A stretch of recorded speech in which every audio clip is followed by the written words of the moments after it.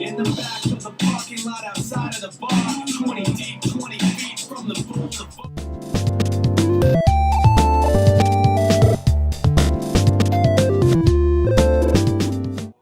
Oh, how gangster of you, Ghost, you crazy ass individual. Okay, channel recommendations. We've got a bloke by the name of Bustobiwan. Now this guy is very much into terrain making. Now, it's not so much tutorials, so to speak, like in a formal sort of sense.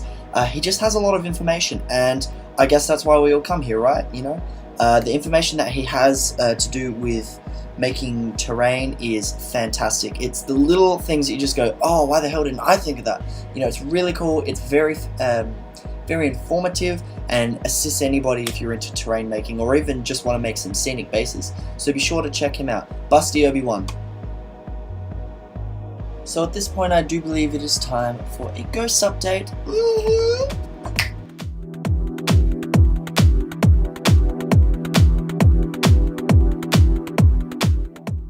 First up, here's some seals of a Wraithlord that I have just recently finished with a conversion. Thank you very much to Vanhammer for all your help with working out how to convert him. Absolutely fantastic. So let's have a look at some seals.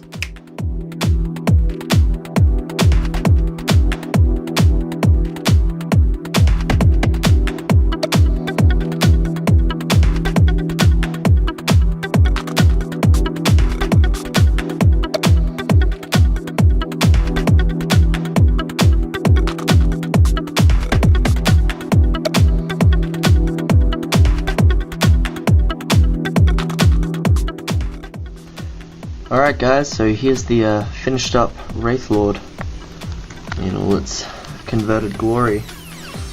Basically just kind of followed the same colour scheme with the rest of the all-the-way list.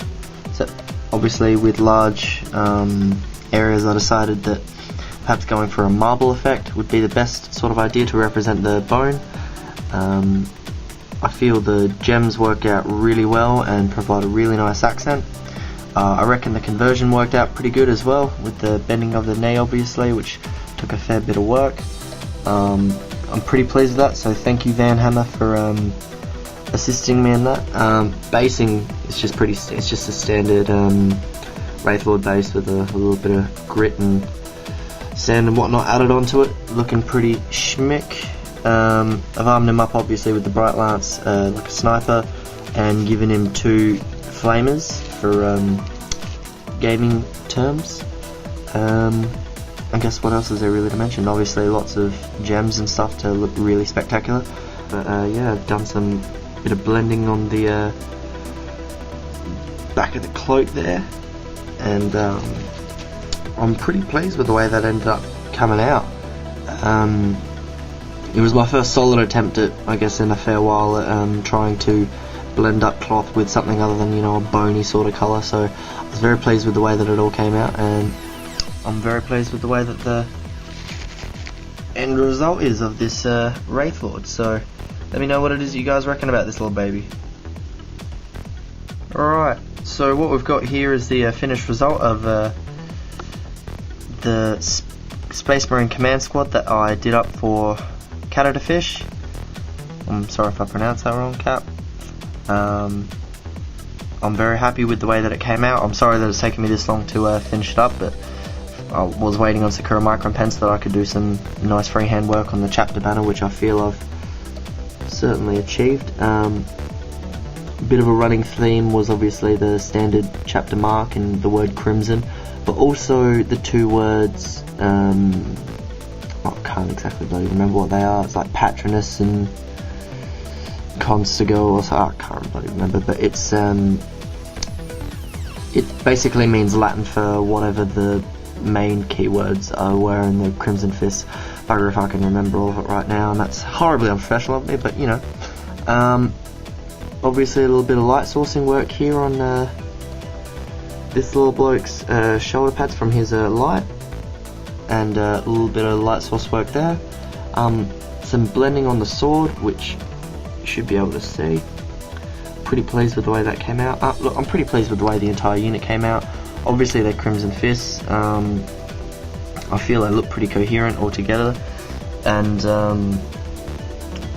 I didn't base them obviously because I want to let Cat do that and let that fit all into his army, but I thought you guys would appreciate seeing this, so let me know what it is that you think about the little Space Marines. On the subject of catfish, mate, I reckon you'd be worrying about whether or not your Eldar are getting seen to as a nice little put together. At the moment, they are currently in the they've currently finished stage 1, which is obviously my base coding stage, and had a little bit of attention to their bases. I decided so far with these guys that I'd go for a significantly lighter colour scheme in comparison with the former Eldar Guardians, and I'll just give you an example. Alright, at the front here we've got 2 guys from the original squad that I did. In comparison to the rest, these guys are obviously quite noticeably darker. Mainly it was just in effect so that I don't get the squads mixed up, and I guess make them a little bit more, I don't know, a little bit more regimental, a little more different, a little bit more expressionist like the Eldar I'm sure are. So that's where I'm at with these guys, and hopefully they'll be all painted up for you guys next time.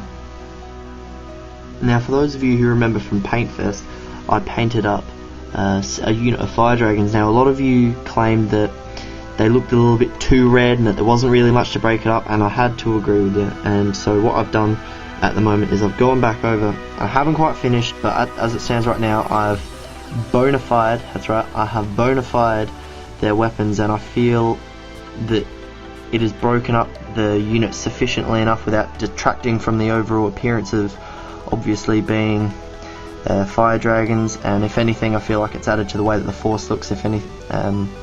So I'm very pleased. I obviously haven't gemmed them up like I normally do so far, but yeah, I feel that they're looking really schmick. I reckon it really adds something to the unit. So let me know what you guys think about the way that these Fire Dragons look now with their new bona fide weapons. So I'm sure at this point you're wondering, what more could Ghost possibly have in this Ghost update? I mean, shit, look at all the content that he's giving us right now. Well, seeing as you have been very patient and haven't really been putting out a whole lot of stuff recently, I've got a fair bit of stuff to show you that I've recently gotten shipments that will be coming up in later episodes, so be sure to stay tuned. First thing is, I'm sure you would have noticed, is that, oh my god, Ghost got his new camcorder! Holy shit! It's fantastic, as I'm sure you guys have seen. I very much enjoy the quality, it's good fun. Hopefully we'll be able to get some painting tutorials popping out real soon. So what else have we got? Well, 4 boxes, what could possibly be in here? Eldar Jetbike, Eldar Jetbike, Eldar Jetbike, and Farseer Council, which could only mean one thing, the continuing of the Jetseer Council. Hopefully that'll be looking really good, as I'm sure you've seen in recent videos of my prototype. So can't wait to get that underway. Also, Woodland Scenics, got a little bit more brass from there, and some more P3 paints. I mean, shit, what more could I possibly want? I've got all this stuff coming in. You guys are going to have a really fun time when it is that I start putting out even more content. So, interesting question of the week. Let's have a look see. We're talking about brushes.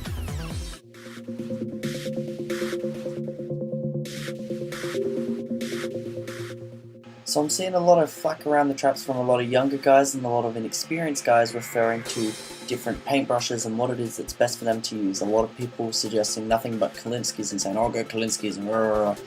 And now Les from Awesome Paint Job has already done his painting fundamentals, but I thought I'd like to reinforce something, being that paintbrushes are like, I guess, colouring pencils. You know, you use different colouring pencils to achieve different things. Kolinsky's, dry brushes, big brushes, little brushes, detail brushes, you know, all that good stuff.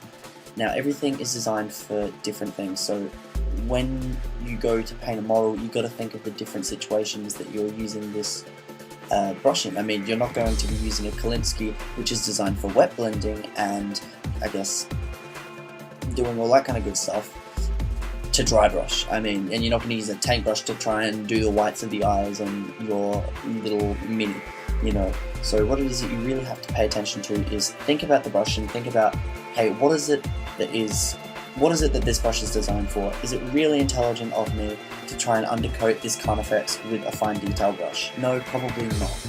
So think about it, be practical about it, use your brain. I mean, this is what we want to encourage here. When it comes down to all the different brushes, yes, everything is good. Sorry, not everything is good, but Kolinsky's are good, not gonna lie. But so are dry brushes, so are regular brushes. Look, what you need to understand is that you need to use the shit stuff before you can work yourself up to the good stuff, because otherwise you can't appreciate the little differences that the good stuff provides and that the not so good stuff doesn't provide. I'm talking about how Kolinsky brushes are just better at doing the little things, because if you're a novice painter and you haven't had this experience before, you're not going to understand what the little differences are. So you need, I'm a big believer that you need to work yourself up to the higher things before you can truly appreciate what it is that the tools of the trade, I guess. So hopefully that'll help some of you guys out with some of your paintbrush dilemmas. Just a little bit of a tip, I guess. So I guess that wraps up another episode of Ghost Chat. Thank you so much to everybody who's been subscribing and supporting me the entire way. I know that my content has been slowing down, but hopefully the amount of stuff that I've been putting out this video will tide you for a little while.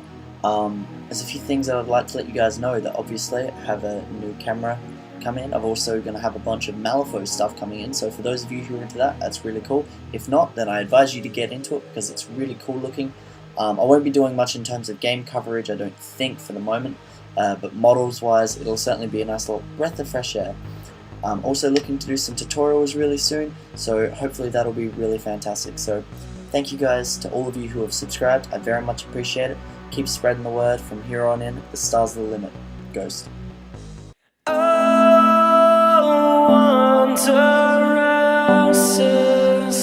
They're surrounding where gravity releases me. I mean, I just don't understand it. I mean, I put so much time and effort into this relationship. I made you beautiful. I did everything that I could to make you amazing, and now you want to leave because you're just not happy with being in this situation? Well, I don't really know how it is that I'm meant to take that. I mean,